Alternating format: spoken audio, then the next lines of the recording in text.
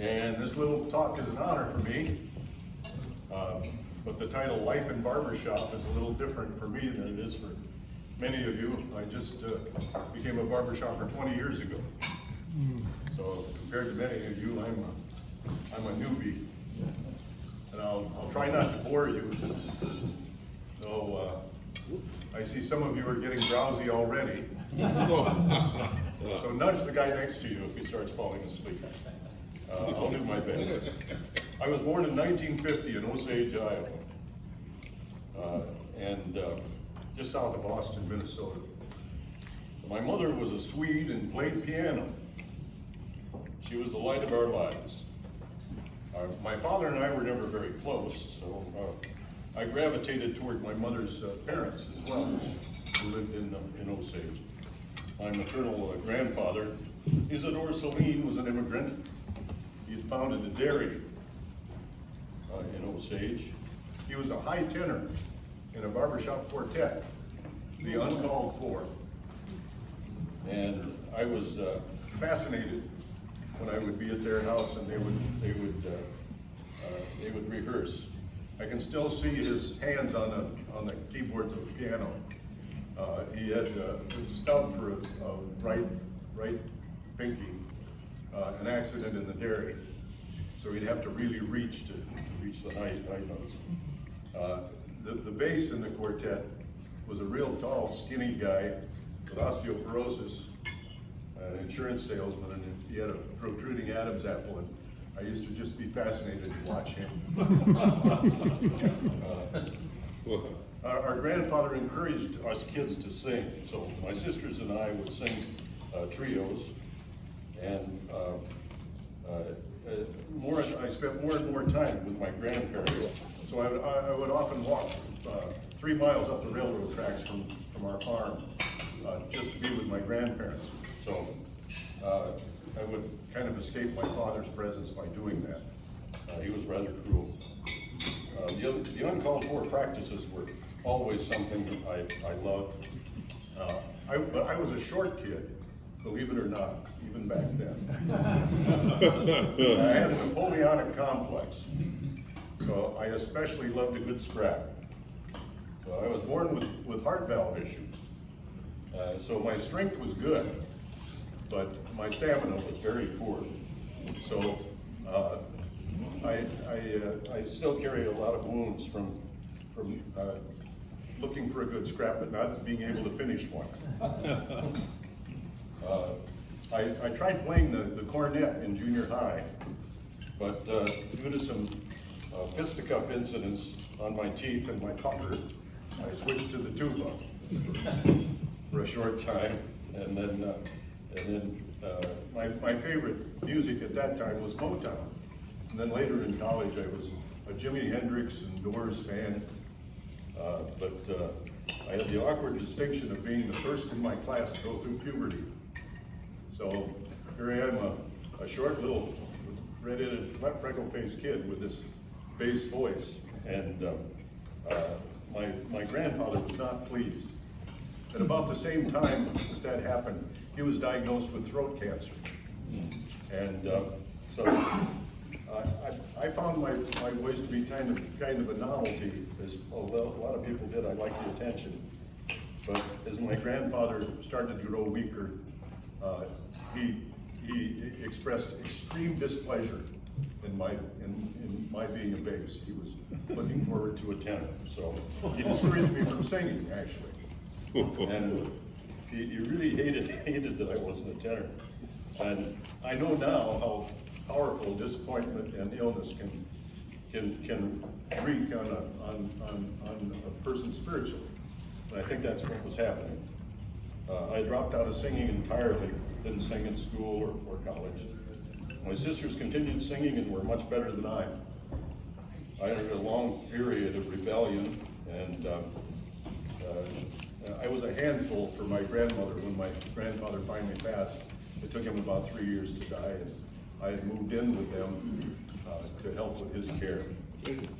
So I flunked out of Mason City Junior College my first year. I floated. I worked some manual labor. I planted trees on the interstate. I did construction work.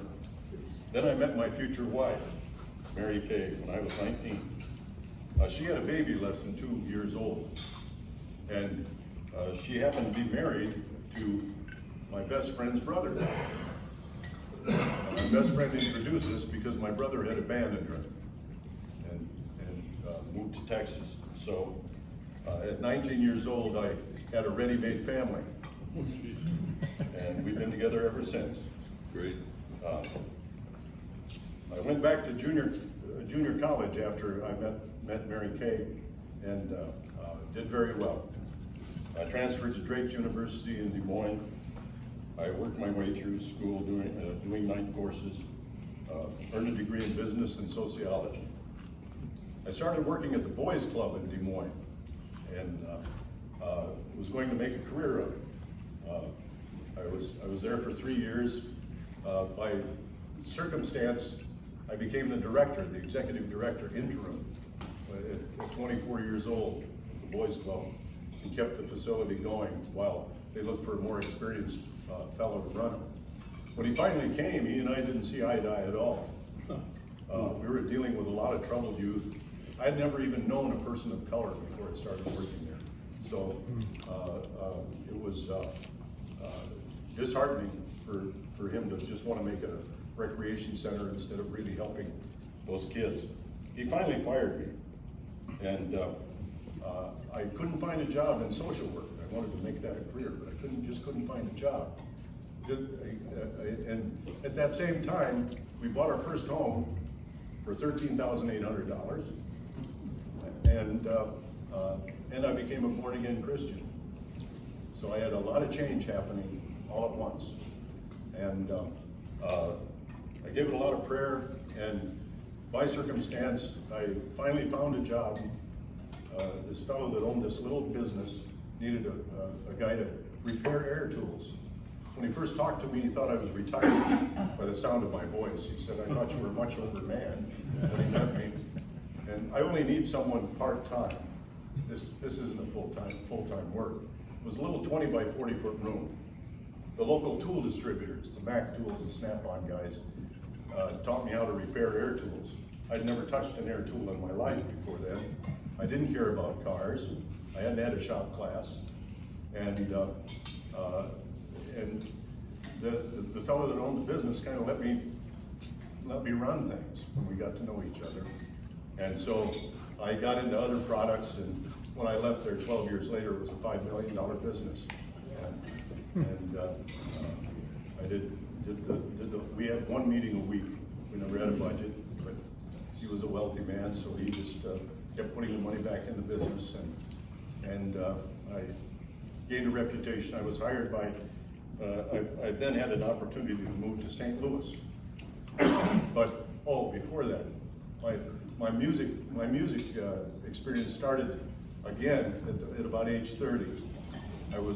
We joined a little church that had a good music program, and someone heard me singing in the congregation and recruited me for the choir. And it wasn't long until I was in gospel quartets and other groups, and this church started growing. It became a mega church.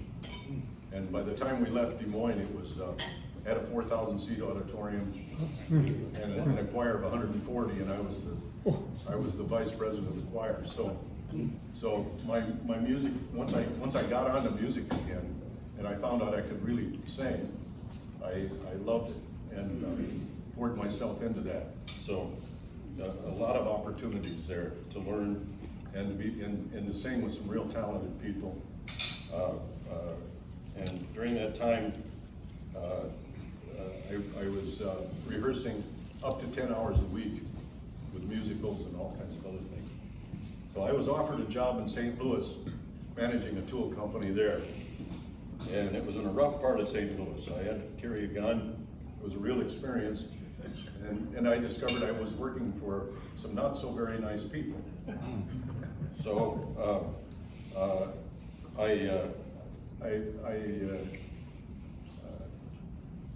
I really tried to leave that business as gracefully as I could, because I was concerned for the other employees that were working there. So it took a little while, but I eventually got fired there too, because when the owners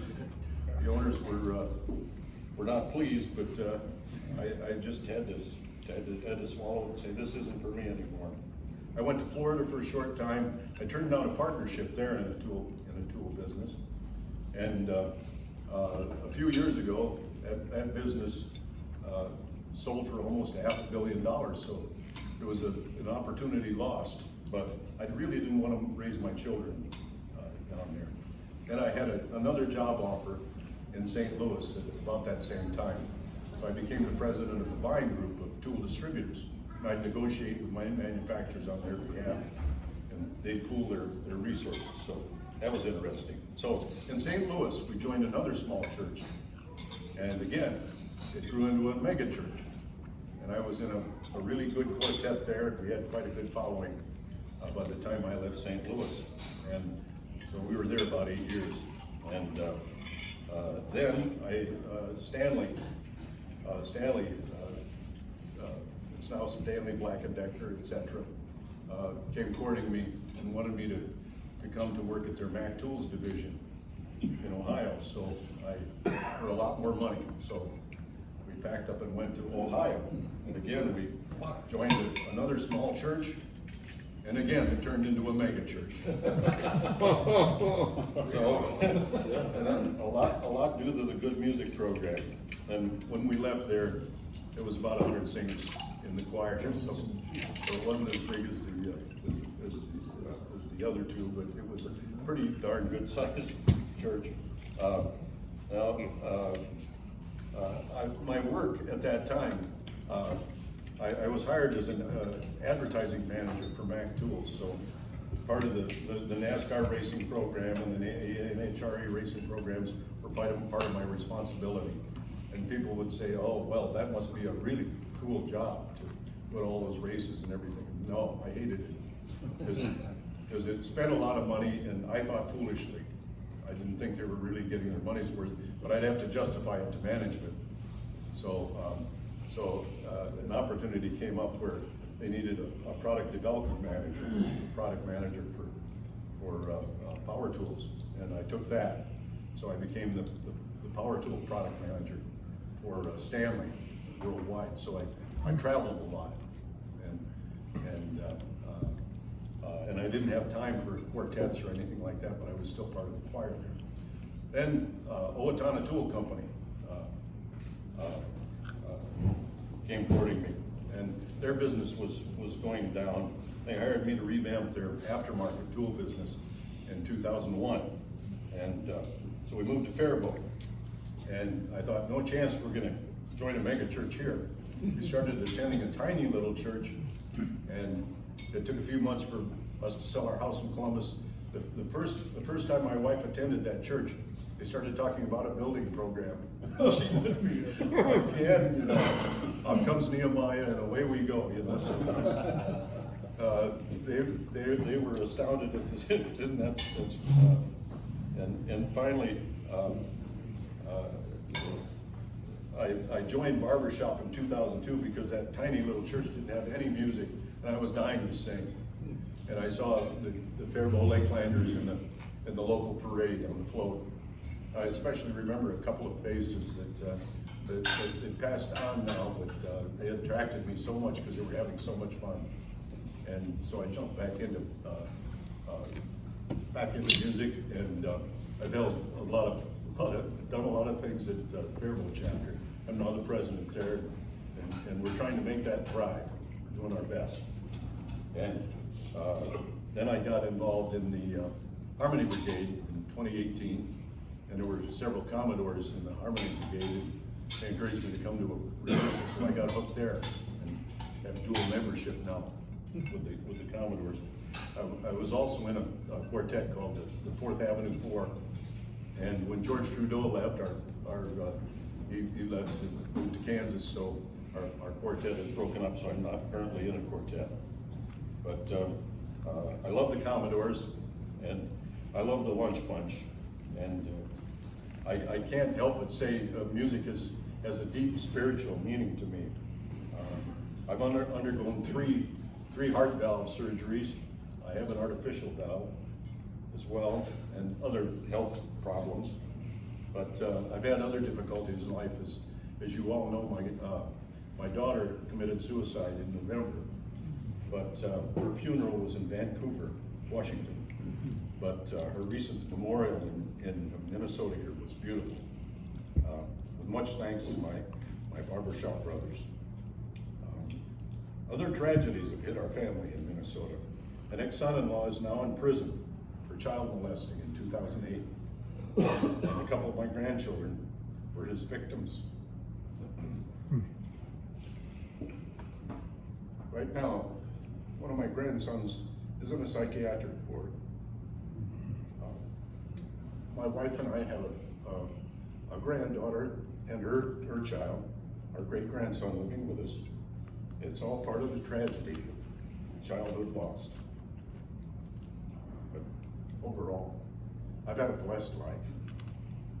I never dreamed I would travel as much as I have. I work with talented people, be in front of, entertain in front of large groups, and have such a lucrative career to where I can help others. My extremely extroverted personality has been well fed. And I'm in a place where I can say my faith in God and our holding on to one another has held us through. And when I sing, I feel a joy, an escape from any problem. And singing with you guys is priceless. But I really got to echo our beloved brother, Dan Cole. Afterglows are a gas too. Thanks.